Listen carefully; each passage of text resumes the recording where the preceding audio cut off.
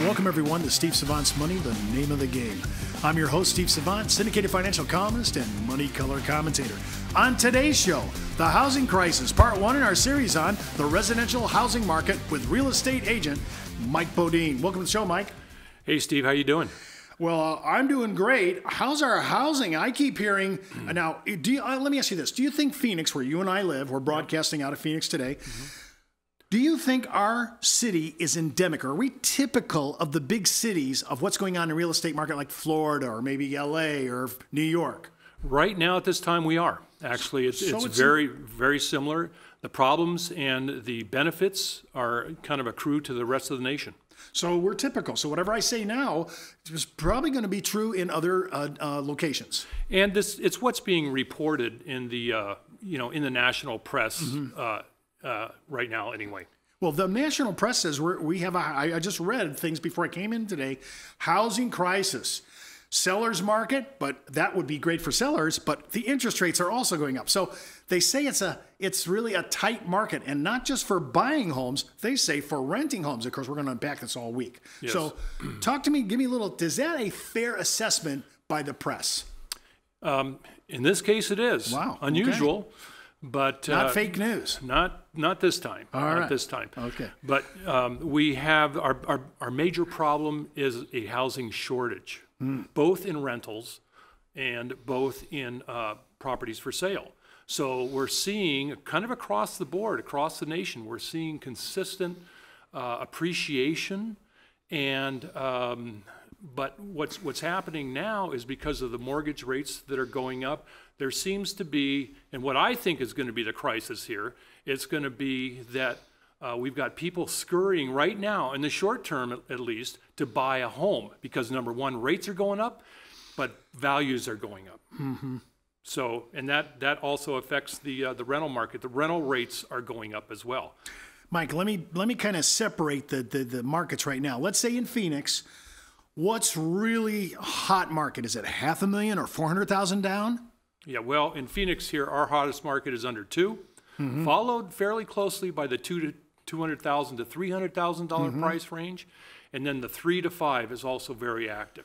When you're getting from 5 to 7, it's also fairly active there, and over that it begins to slow. But it's still fairly active. Our worst price range right now is going to be the over $2 million price range. That's where it's still slow. It's still slow. So in a market like this, especially when we don't know what the Fed is ultimately going to land on, if there's going to be a plateau in the rates, right now our people tell us we're going to get an 1/8 of a point move maybe 2 times before the end of the year. Now, I don't know that's going to happen, but that's what we're already looking at. What is the rate today, the actual mortgage rate? What's your 30 you're looking at? According to Bank Rate this morning, nationally 4.3% for a 30-year fixed rate. Now, let's just stop there for a second because I don't want to get into that too much because we're going to really talk about this next segment. But interest rates are not driving this market. Not now. So in the seller's market, inventory is the issue. Would Correct. you say it's lack thereof, right? Correct. Okay, Phoenix is a big top 10 city in the United States. We're not small. Right. So when you're looking at Maricopa County, which is the center of Phoenix, we're in their county, we really don't have inventory. We don't have housing, physical housing. So do you see new construction going up? Well, new construction has been going up, but it's not going up to the amount that we need. The big problem with new construction is the lack of workers in the workforce. So builders can't build these things fast enough. Literally, right now, it's a war literally between builders to be able to find workers to help. And that's just not carpenters, that's plumbers, that's electricians. So right now there is a great shortage of workers, and I'm sure it's probably the case across the country. I've noticed that a couple places that I know where laborers gather in the morning, there are nobody there after 9 o'clock. Yeah. I mean, they're being picked up. So I totally agree. There's a labor shortage. And I've noticed that a couple cities, the city that I lived in that you helped me with, my home, that city was ranked the #1 in the United States. Unbelievable. It kind of reminds me when we first came to Scottsdale back in the late 80s, how new Scottsdale was, how North Scottsdale was. Right. Now it seems like things have shifted to Chandler. Do you see things like that happening in other cities? There's new places now. There are new higher end homes. There's new higher end gated communities? In Phoenix, we have, as you mentioned, there's, for example, Scottsdale back in the early 90s, even mid 90s, new construction's taking off, new communities that were #1 in the country are going up, and they're going up right and left. But now those same communities are, 25 years old, going on 25 years old. So they're kind of slowing down. So even the Scottsdale market is slowing down. It's not as active as the outlying areas, what I would say outlying. And I would say, I would include Gilbert, Chandler, Mesa, Peoria, Glendale, these areas here that are still now building some new communities, especially downtown areas are growing in these and getting very popular. These are now the areas that are kind of what a lot of people, especially younger people, are looking to. I have to say, I'm shocked at the commercial construction that's going up right now, right down the street from where we live. Huge, just franchise places like I don't have to travel anymore. I can almost walk to my Dairy Queen, right? So I'm excited about things like that. But I've noticed that it doesn't seem like commercial real estate has abated at all.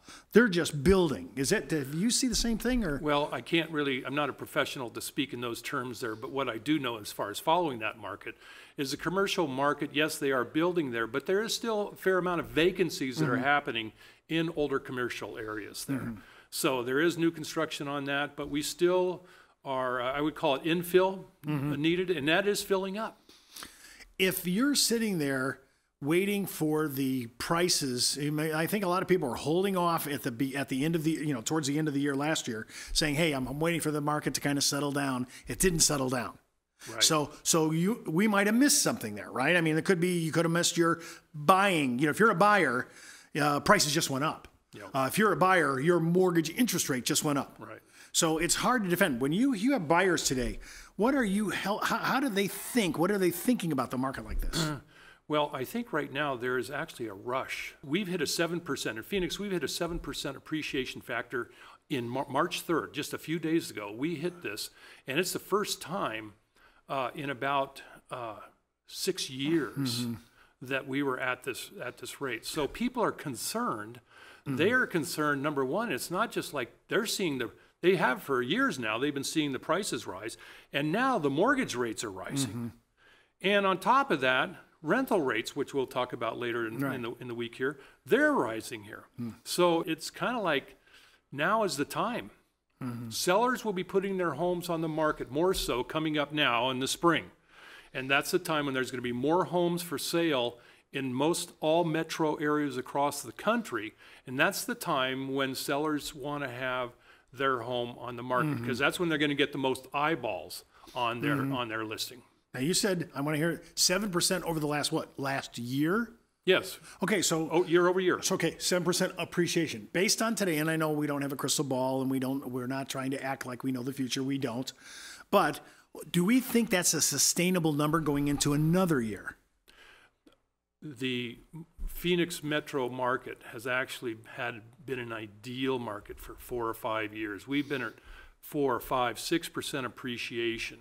So we haven't been like the West Coast markets that have just, it's incredible what's happened over there. And they're starting to see, the negative part of all that. It is no longer really affordable. So people are leaving those, and they're trying to find other areas.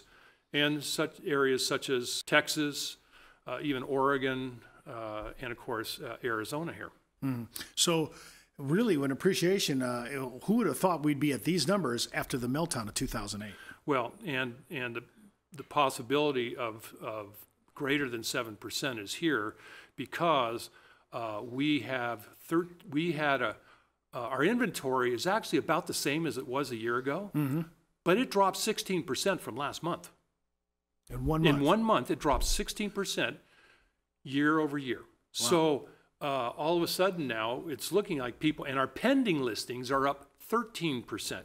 So you have a combination of of homes that are going under contract, increasing, and this is what is my concern when I look at it, is that this has the potential effect of driving up prices further. Listen, don't forget to watch our next segment on the impact of rising interest rates, part 2 in our series on the residential housing market. And keep in mind, before moving forward with any of the ideas on the show, always check with your tax consultant, legal counsel, financial advisor, or real estate agent. You've been watching Steve Savant's Money, the name of the game.